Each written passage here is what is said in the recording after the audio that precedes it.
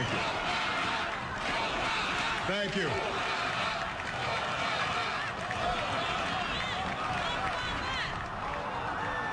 My fellow citizens, I stand here today humbled by the task before us, grateful for the trust you've bestowed, mindful of the sacrifices borne by our ancestors. I thank President Bush for his service to our nation.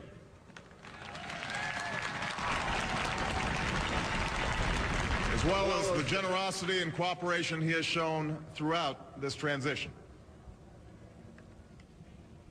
44 Americans have now taken the presidential oath. The words have been spoken during rising tides of prosperity and the still waters of peace. Yet, every so often, the oath is taken amidst gathering clouds and raging storms.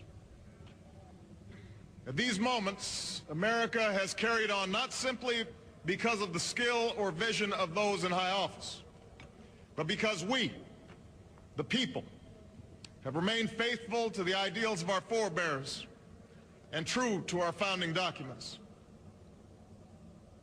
So it has been, so it must be with this generation of Americans. That we are in the midst of crisis is now well understood.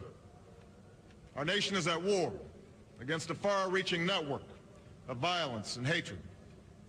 Our economy is badly weakened, a consequence of greed and irresponsibility on the part of some, but also our collective failure to make hard choices and prepare the nation for a new age.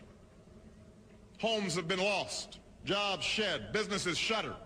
Our health care is too costly, our schools fail too many, and each day brings further evidence that the ways we use energy strengthen our adversaries and threaten our planet.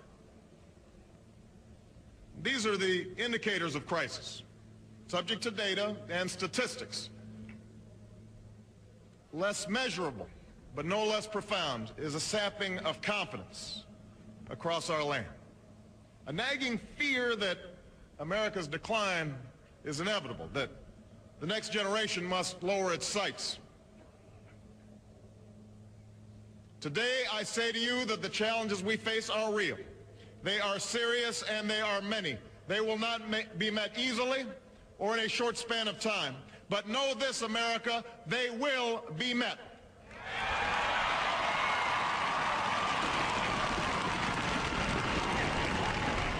On this day, we gather because we have chosen hope over fear, unity of purpose over conflict and discord. On this day, we come to proclaim an end to the petty grievances and false promises, the recriminations and worn-out dogmas that for far too long have strangled our politics. We remain a young nation, but in the words of Scripture, the time has come to set aside childish things.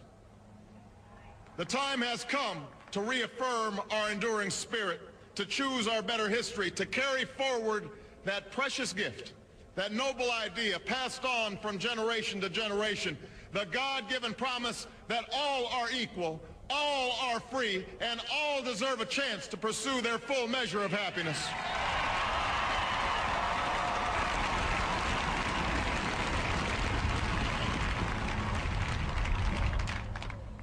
In reaffirming the greatness of our nation, we understand that greatness is never a given.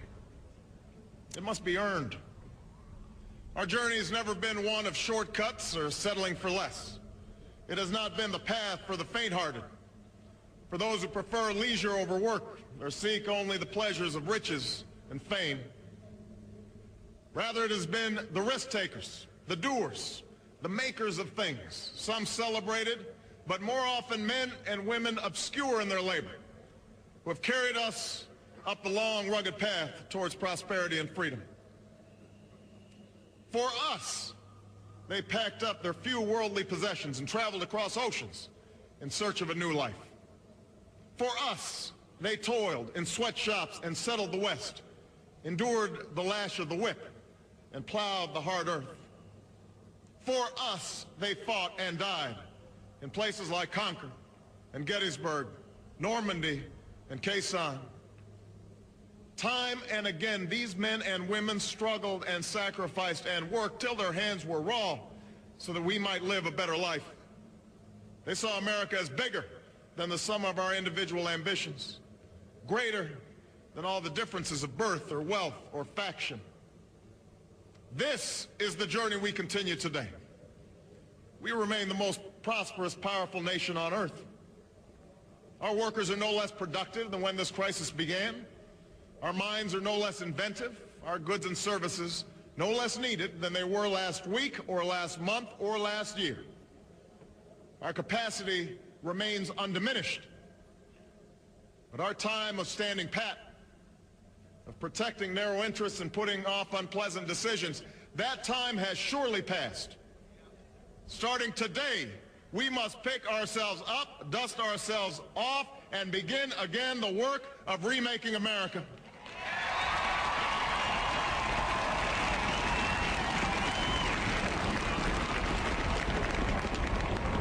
For everywhere we look, there is work to be done. The state of our economy calls for action, bold and swift, and we will act, not only to create new jobs, but to lay a new foundation for growth.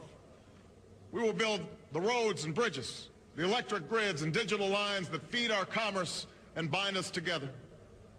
We will restore science to its rightful place and wield technology's wonders to raise healthcare's quality and lower its cost.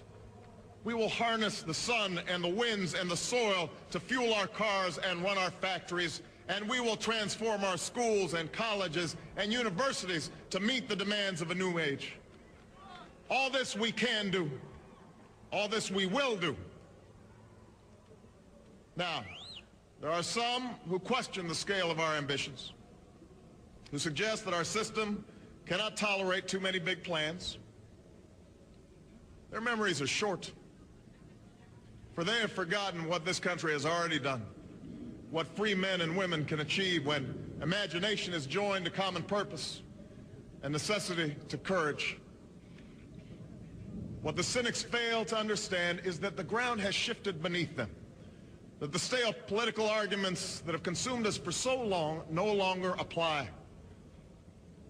The question we ask today is not whether our government is too big or too small, but whether it works, whether it helps families find jobs at a decent wage, care they can afford, a retirement that is dignified.